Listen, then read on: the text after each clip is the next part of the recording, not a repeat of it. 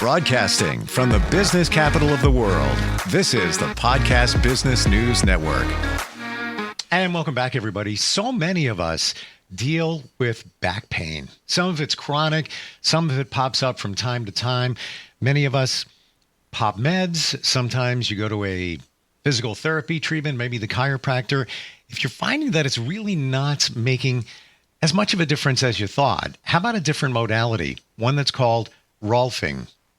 Rolfing. Rolfing.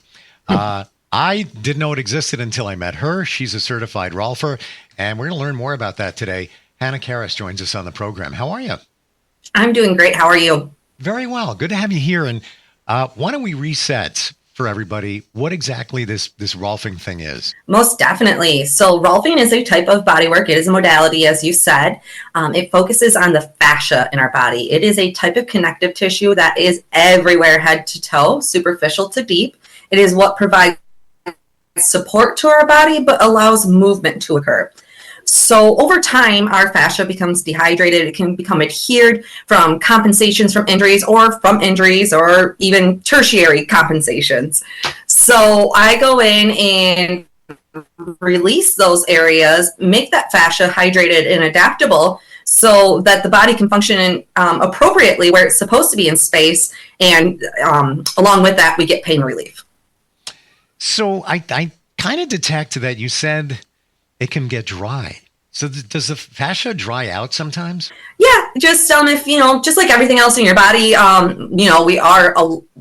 majority of us is water. So it can get dry. It can get adhered and sticky.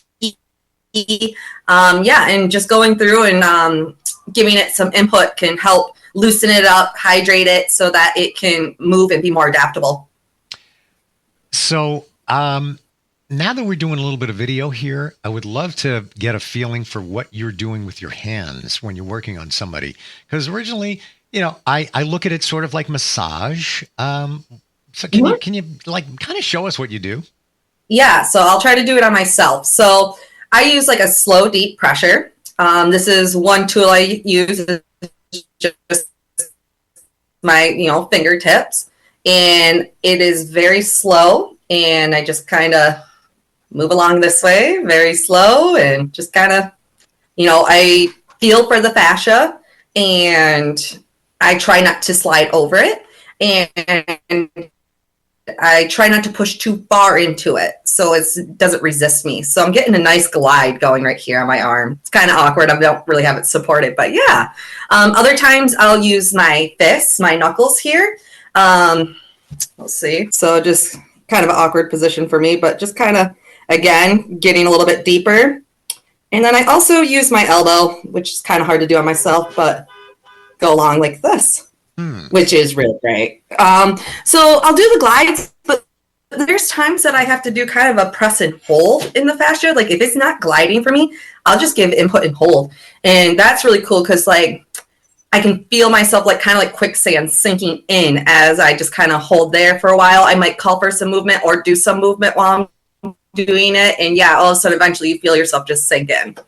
So while you were doing that, I was, what I get from that, trying not to push too hard, but to feel something underneath the skin, it almost feels like it's not, I don't want to say bumpy, but it's not like a perfect smooth ride. I don't know if that makes sense.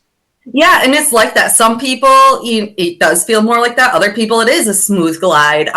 So when I do feel a little bit more of that bumpiness, I just kind of hold myself back and I stay there. I don't rush past through it. I want to break that up. Okay. So then when you're feeling some kind of tension or kind of pushback, call it bumpy, whatever, that indicates potentially, maybe a problem with the fascia? Yeah, that indicates that area probably just needs me to be a little bit more patient with it. It's maybe it's not ready to go completely deep yet. So I just kind of hang out there and wait for it to move for me. So I'm thinking I've had clients tell me that. I was going to say, I have had clients tell me that I have to be a very patient person to do what I do. That's where I was going. It almost seems like you really need to know what you're feeling, based on experience, and then where to put it. How do you know where to push? I don't know if the best word is push the fascia, but where to move it to. How do you know?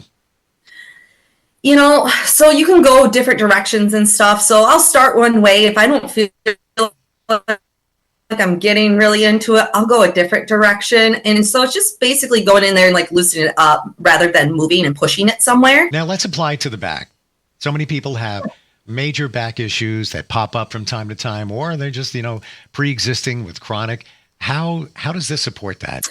Oh, so I've had a lot of people come to me for either chronic pain that they've tried everything for. I'm personally one of those people that have experienced that, and Rolfing has changed my life in that way. And then I've also had people come to me with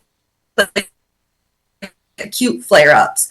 So a lot of times when people come to me, tell me their lower back hurts, I will assess their pelvis. Is it tilted anteriorly? Meaning like the psoas, the front hip flexors are tight, and the adductor muscles, the inside of the legs are tight, and they're pulling that pelvis, tilting it forward. Other times I look and people have a posterior tilt. So like the hamstrings are really tight, pulling that pelvis back. So I assess that first, determine if there's a tilt. And a lot of times with people with lower back pain, they have an anterior tilt. Because that's creating more of a curve in their lower back and creating shortness there. So let's say the person has an anterior tilt. Well, then I go on to look, okay, how are their adductors presenting? So the adductors are the muscle group in the inside of the leg. And a lot of times they start to come forward towards the quads, because they need to assist the psoas muscle in the quads in flexing the hips, because a lot of times the psoas is really busy trying to keep the spine stabilized. So I take a look at that, and usually I'll see both, or one of the legs has it more presenting more anterior. I will also take a look at their knee hinge. Are their knees tracking directly over their feet? Or are they kind of deviating out to the side or deviating inwards? And along with that, I take a look at the ankle hinge. Is the ankle hinge straight, or is the ankle hinging on a diagonal or opposite direction? So it is important to have these all horizontalized from like the waist down, because if there's diagonals and shifts, gravity is going to have more of an impact on those joints. And if we feel like if we get those, aligned horizontally how we want them to, they can provide better support for the back.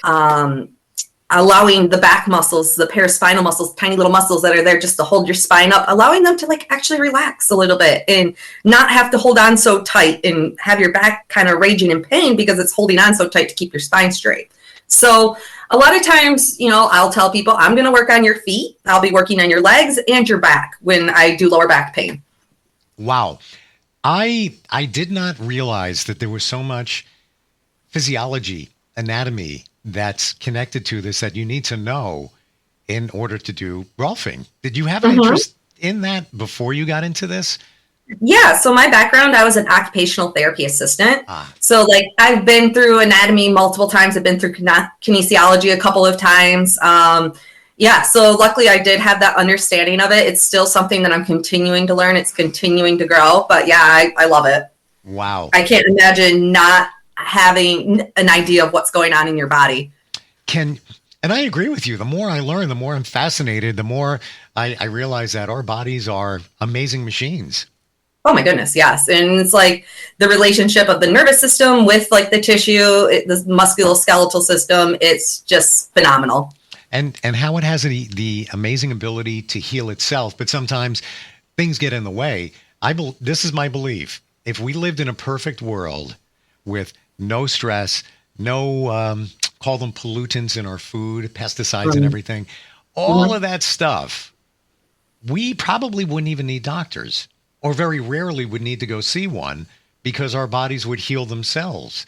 As you go back to the 1500s, 1600s, the doctor wasn't as readily available and didn't have as much technology as today.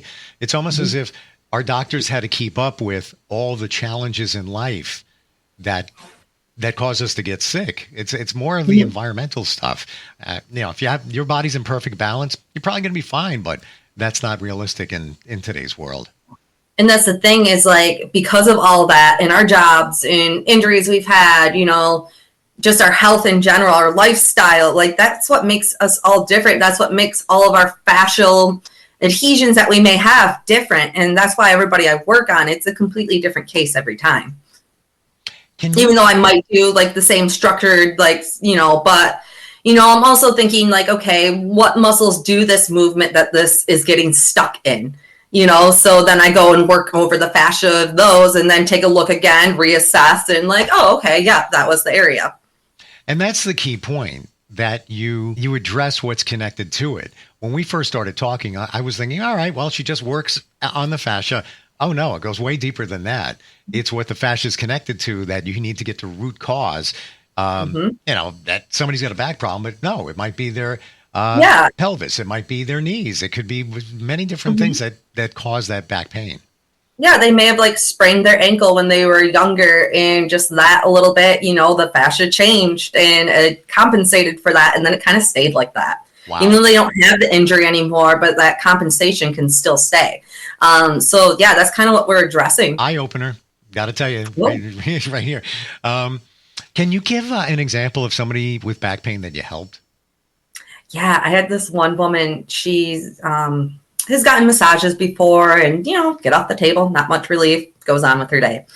She came to me, lower back pain. She's had it for years, and I actually didn't even touch her lower back. I did a lot of work on her from the hips down, a lot of work on her ankles and feet. And when she got off the table and walked, she was very impressed right away. But then she bent over to put her shoes on, and she almost started crying because it'd been years since she had been able to put her shoes on without any lower back pain. And that was so exciting and cool to see her experience that. It stayed for her. Wow. Mm-hmm. And I'll bet you right now, so many people hearing, watching, are thinking of things that their mobility challenges, and that it could be something connected to their childhood. Mm-hmm. Wow. Yeah, definitely. And then, just like the other day I had a client, I was working on her neck, and she's like, I'm feeling that in my lower back. Does that make sense? Like, is it connected? And I'm like, yes, totally. We have fascial lines in our body. I have this amazing book on myofascia, and it talks about the fascial lines, but like you have connection of fascia from the top of your head all the way, down the back of your neck, all the way down your back, down your legs, into the bottom of your foot. So that's the beauty of the 10 series, is because sometimes somebody might be experiencing pain in their neck, but it's really coming from their foot. So it's interesting that you're saying that, because, somebody might feel something or touch something and then feel it low and then say, it must be a nerve. I hit a nerve ending or something. Maybe not. Maybe not. It could be coming from somewhere else. It could be from somewhere else. You can work on that all day, and if you're not getting any relief, then it was actually fun. One time, one of the last few times I saw my Rolfer, I was telling her, my right forearm's really killing me. So she did some work there, felt good, but she went over and did my left arm, and oh my goodness, my left arm was way more intense. And I was like, what is that relationship? She goes, your spine. Everything's connected to your spine. So if there's something tight over here, pulling on the spine, it's going to pull everything else on the opposite side of the spine, if that makes sense. Oh, it does. In a scary way, because when you think about all these pains that we feel, they might not be what we think they are.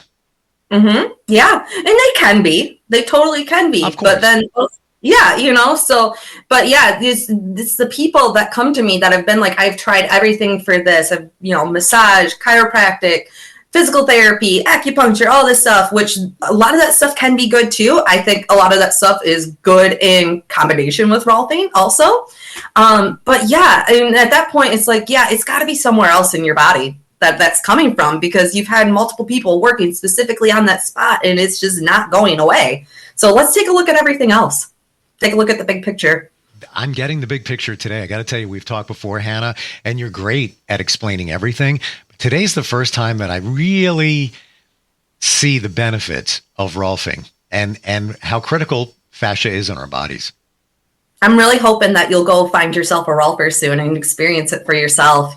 It's on my mind more than ever. It's such a cool experience. You'll love it. And okay, so let's say you go for a session. Do you need to identify some issues that you're having, or does the Rolfer kind of do a full body scan, if you will, and kind of identify? So what my Rolfer has done for me and what I have done and kind of like what we learned in school is we talk to our clients before, just get a little input on them. Like, what do they do every day? What are their goals from Rolfing? What kind of ailments are they feeling? And then from there, I will do like my own assessment, take a look at them in standing, take a look at them in walking, also do some assessments on the table. And from there, based on what they've told me and what I've observed and felt, I'll create a session. Okay. So then you kind of hyper focus on certain areas based on the information you have. Yeah. And then I tell them, okay, again, like for instance, lower back pain. I tell them like, hey, but I'm seeing this going on in your legs and that's not providing support for your back. And I think we could get your back to chill out a little bit if we create more support in your legs. So like, that's why I'm working down here. So I always explain to my patients why I'm not I do work in the areas where the pain is, but I also explain to them why I'm working in other areas and why I think it's related. As people get older, flexibility is so much more important. And I picked on that like a year ago, where just stretching can make such a difference. And when you're younger, it's like, I'm not going to stretch, even go for a jog. I'm just going to hit the pavement, not even give it a thought. In terms of stretching, let's say somebody's got, and maybe it hurts. Maybe it's a challenge. Could fascia issues come into play with just stretching? Oh yeah. Yeah, actually, yoga is probably like one of the best things you can do. Yoga and walking are like the best things you can do along with Rolfing because you're continuing to stretch and get the fascia to adapt and to loosen up to allow freedom and adaptability to occur. This is pretty cool. It's so much fun. I love what I do. I love that, the experience that I personally have with it, and I love sharing it with others. Now it has crystallized why you have such a passion for this. Now I get it. Now I truly get it, how important it is. How about another success story? We talked about that woman in her back. Any other ones stand out for you? Let's see here. I can't think of any. Okay. All right. So I have clients that feel sciatica pain. Oh my gosh. Going down the back of your leg. You just reminded me, got to jump in if I may, don't mean to cut you off. Huh? I've never had an issue with that until like the last 6 months. And it's only when I'm sitting in a certain seat position, never have any issues. Are you sitting on your sit bones or are you back on your butt? Like, because right now I just tilted back on my just kind of more back on my glutes. But if you tilt forward on where you feel yourself sitting on the pelvis, because what happens is when you sit back and just kind of relax, the hips rotate outward, and the muscles that rotate the hip outward, the top one is the piriformis. And I don't know if you've heard of piriformis syndrome before. It mimics sciatica. So a lot of times, we have to determine, is this true sciatica? Is it coming from a nerve impingement in the spine? Or is it the piriformis muscle that the sciatica nerve dives deep under? Is that really, really tight and pushing on it? So that's where I will, kind of work on the person's back and work on those external rotators to see if that gives them some relief. Also, I have found that usually the side that they have it on, the front of the opposite pelvis is inflared. So there's a rotation occurring in the pelvis. So it's tight back here and it's tight right here. So we work on loosening those back up to get the pelvis to where it's supposed to be. Wow. So you may think that it is sciatica. It might not even be. Yeah. Wow. And if I have someone that is not getting relief, I tell them, hey, go see a doctor, get some imaging done, because sometimes it's not just that. And you need to do a little bit more. So, but yeah, I've had people that I've been able to get that rid of that for them. And it's been very cool and very exciting. The supposed sciatica in my situation presents itself maybe once a month, and it maybe twice, but it really depends on where I'm sitting. So, if I'm on a plane, maybe it'll flare up. And then, you can't really go anywhere. Or it could be in somebody's car where the position of the seat is a certain way. So now you make me wonder, maybe it's not. Maybe it's, the best thing I think you could do after that, when you notice that, is walk. Yes. Get a nice walk in. And that usually will loosen it up. I was on a train, an Amtrak, last month visiting my son at college, and it was super packed. So, the position, there was people next to you. Yeah. It's like, there's only so much you can do. So it's like, all right, well, I got another hour. And what I did was I got up and just walked like I had to go to the bathroom, and then came back. And you're 100% right. As soon as you get upright, everything's great. Yeah. And that's great. It shows that your body's already healthy and willing to respond to that. I know before I had Rolfing, if somebody were to tell me just to get up and walk and help my lower back pain, I would just be like, it's not going to make a difference. Now it does, because my fascia, it doesn't bite me when I try to get rid of it. It's just oh, okay, guess I will adapt. Wow. And flow. You've explained your challenges before. Got about a minute, but I want to illustrate how it changed your life once again for everybody. What were you dealing with?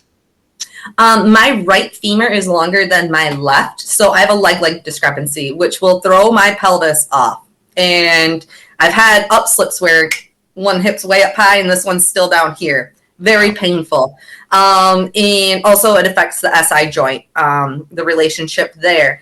So with Rolfing, I used to wear shoe lift to help with this pain, but once I got my 10 series, I no longer have to wear a shoe lift. I haven't worn one since.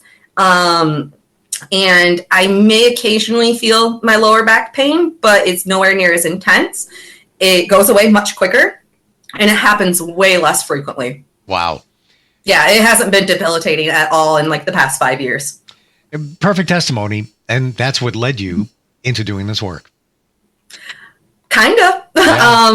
I learned about the work and I was like, that makes sense. I want to do it. And I never even had the work done before. Once I experienced the work, I was like, yeah, this is worth uprooting my life for 9 months to go live in Boulder to learn this technique. Yeah. And that's, we talked about that before. You went to a state for almost a year, moved just to learn this. Amazing. And now I get it. I got it before.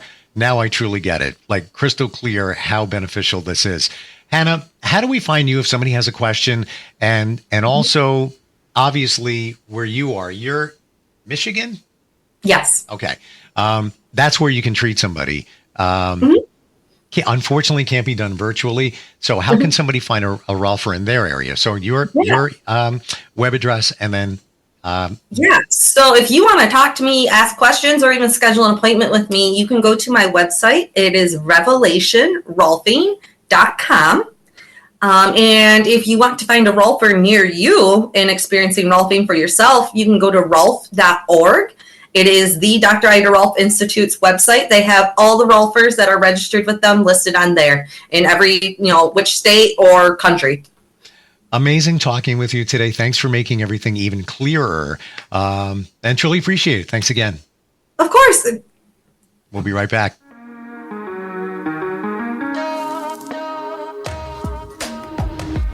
Broadcasting from the business capital of the world, this is the Podcast Business News Network.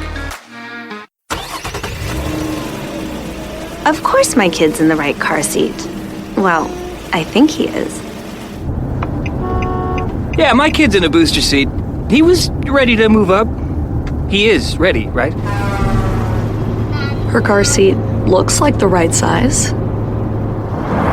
There are probably rules on when to move up to a booster seat, aren't there?